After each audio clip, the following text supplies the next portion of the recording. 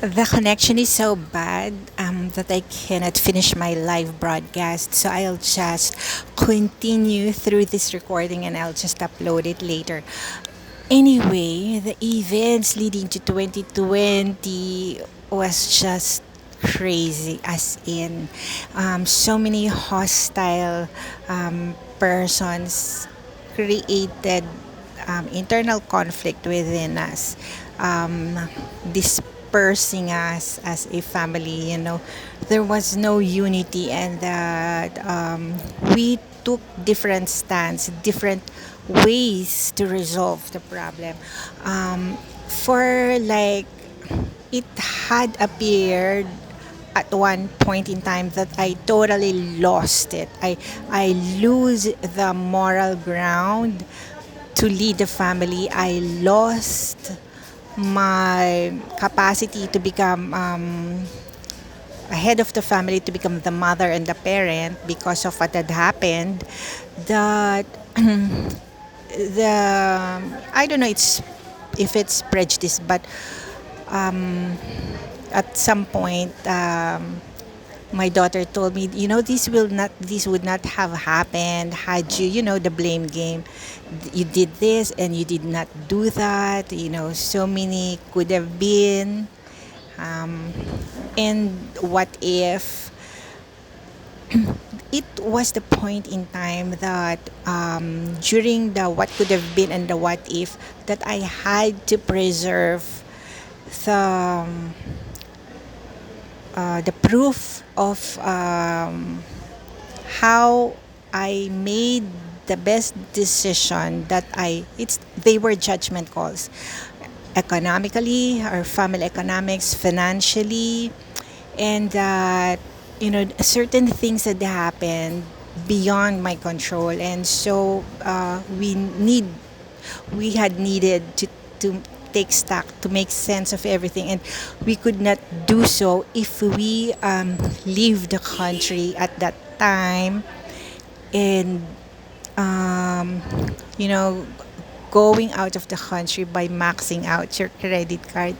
I mean, come on. I don't think that that is the wisest decision. That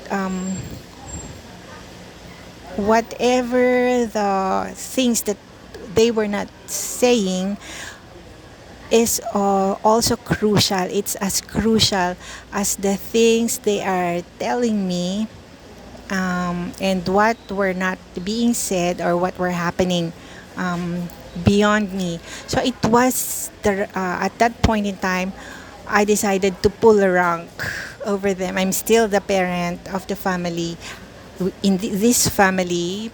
And so I pleaded my case to the Bureau of Immigration, and I had provided the documents and the proof of how bad the situation was, and how I had needed to stay to make sense, and to be talked to be asked questions. I had to be sober. I had to hang on to my self control and not to give in to panic. And so I had prevailed. But that won't be the last time, of course, because similar incidences had happened, and I had to make the decision also. And so the things that had happened within the family had seeped out of it, that it had stopped being an internal concern a long time ago, because our concern with each other had reached CSWD, or DSWD, had reached assessor's office, had reached, Bureau of Immigration, the Department of Foreign Affairs. That we are only now, after achieving respect and some kind of unity once again, how the best interest of each other is the one that should be behind the sort of reconciliation, that we also need to settle what had been what had seeped out, or what is now official, an open case in different offices that we had, and um, reconciliation and out of court settlements are always the priority anywhere. So whatever had happened within the family that spilled over, that became case numbers, that became open cases, they are in need of settlement. And I am just so glad that through the most difficult part of 2020, we had managed to survive with whatever resources had been left and preserved out of judicious decision making, out of being prudent, when plans that needed funds did not push through. We were able to withstand the worst of COVID-19. So this is not an isolated case, because as a parent, I should not count the number of times I have to set aside my personal needs and my personal objectives to become a support. Like at the time when the family had grown. Now we have three babies. May had gotten married, so I had to play the supporting role in that. And so many things had happened that I had to take a back step, and I should stop thinking only about myself to to play the supporting role.